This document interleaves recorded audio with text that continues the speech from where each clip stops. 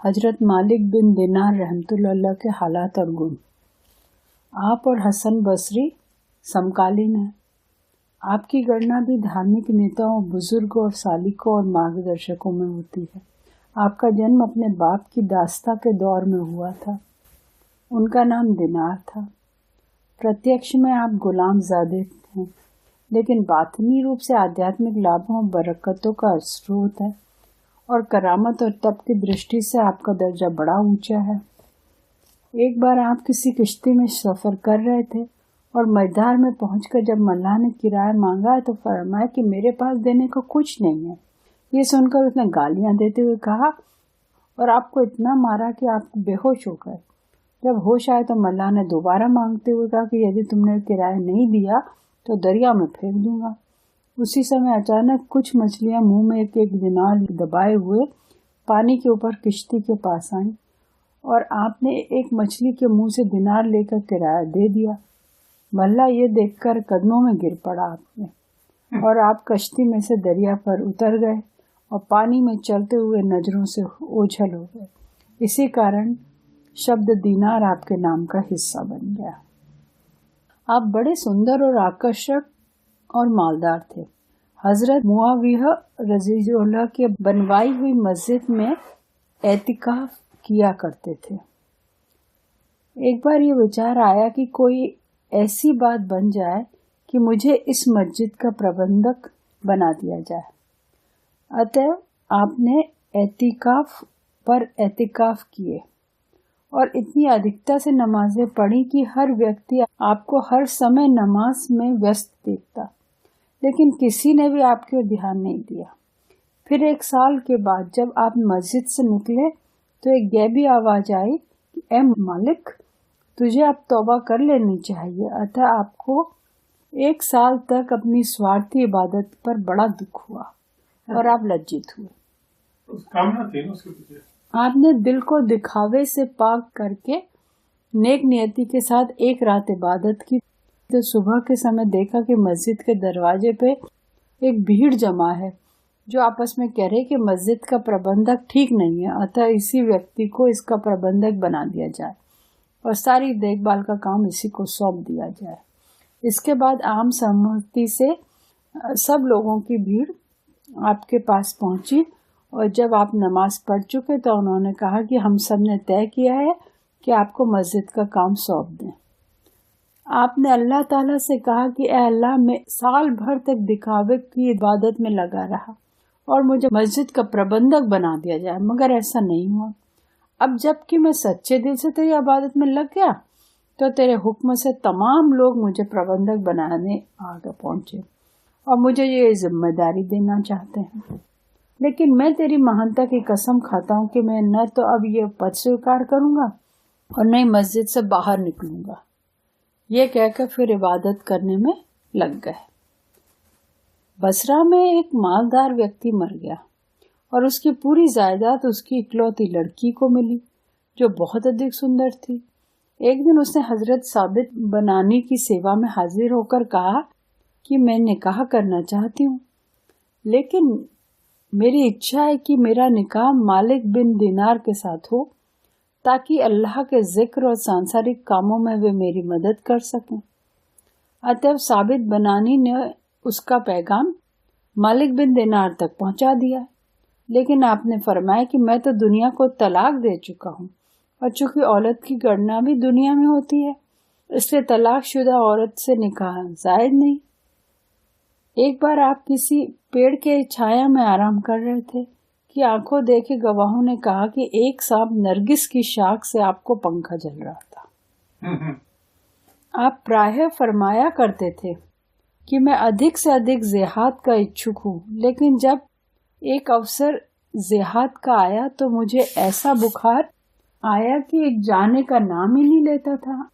اتو اس دکھ اور غم میں یہ کہتا ہوا سو گیا کہ یدی اللہ کے نکٹ میرا کوئی درجہ ہوتا تو اس سمے بخار کبھی نہ آتا۔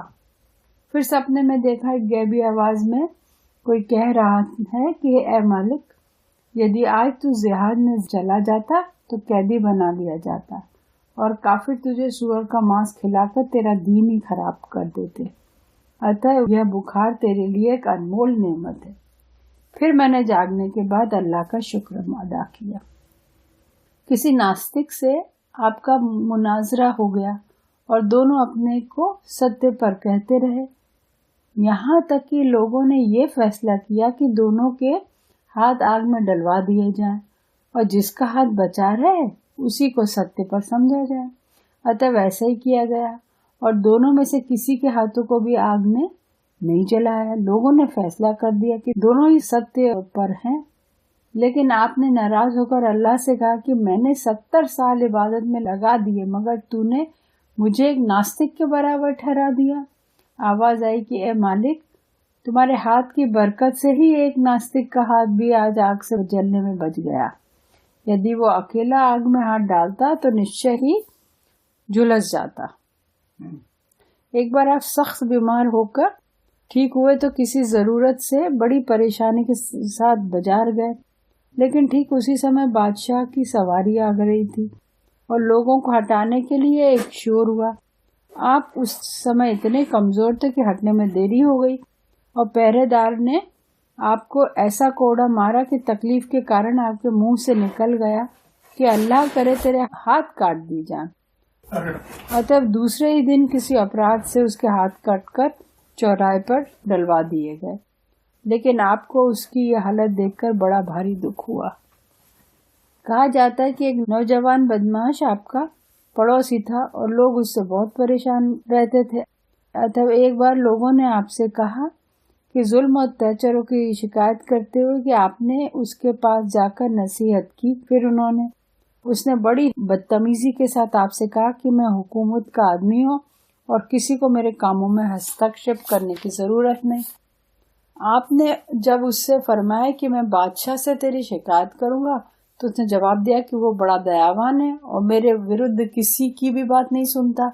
आपने कहा यदि वो नहीं सुनेगा तो मैं अल्लाह से कहूंगा। उसने कहा कि वो बादशाह से भी अधिक दयावान है। ये सुनकर आप वापस आ गए, लेकिन कुछ दिनों के बाद जब उसके अत्याचार सीमा पार कर गए तो लोगों ने कहा कि आपसे शिकायत की और आप फिर उसे नसीहत करने जा पहुंचे। लेकिन गैब से आवाज आई कि मेरे दोस्त को परेशान मत करो। आपको यह आवाज सुनकर बड़ा अचरज हुआ और आपने उस नौजवान से कहा कि मैं इस गैबी आवाज के बारे में तुझसे पूछने आया हूँ जो मैंने रास्ते में सुनी है। उसने कहा कि यदि ये बात है तो मैं अपनी सारी दौलत अल्लाह के रास्ते में खैरात करता हूँ और अपनी सारी दौलत लोगों में बांटकर किसी अज्ञात दिशा में चला गया, जिसके बाद सिवाय मालिक बिन दिनार के किसी ने उसको नहीं देखा। और आपने भी मक्का में इस हालत में देखा कि वो बहुत ही कमजोर और मरने के निकट है और कह रहा है कि खुदा ने मुझे अपना दोस्त कहा है, मैं उस पर और उसके आदेशों पर दिलो जान से कुर्बान होता हूँ। जीवन सफल करिए। और मुझे पता है कि उसकी प्रसन्नता केवल इबादत ही से हासिल होती है और आज से मैं उसकी प्रसन्नता के विरुद्ध काम करने से तौबा करता हूँ। ये कहकर वो दुनिया से सिधार गया।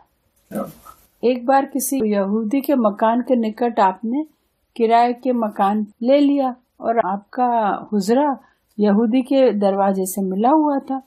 अतः यहूदी ने दुश्मनी में एक ऐसा परनाला बनवाया जिससे सारी गंदगी आपके मकान में जाती थी और आपकी नमाज की जगह नापाक हो जाती थी।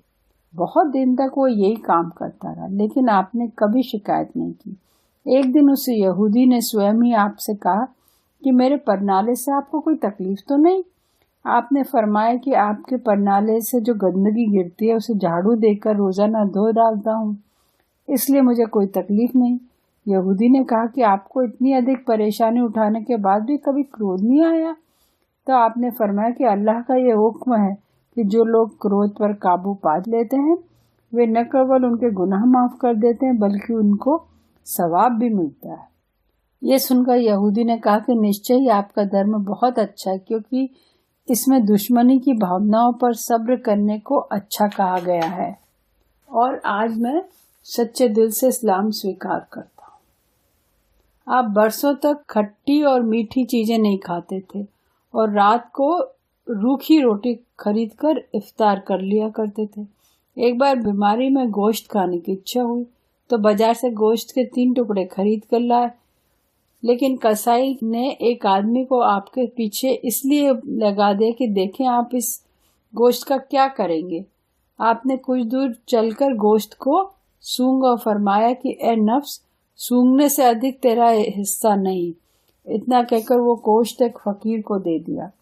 پھر فرمایا کہ اے نفس، میں تجھے کسی دشمنی کے کارن یاتنا نہیں دیتا، بلکہ تجھ کو صبر کا درجہ حاصل کرنے کے لیے ایسا کرتا ہوں، تاکہ اس کے بدلے میں تجھے نہ سماپت ہونے والی نعمت حاصل ہو جائے۔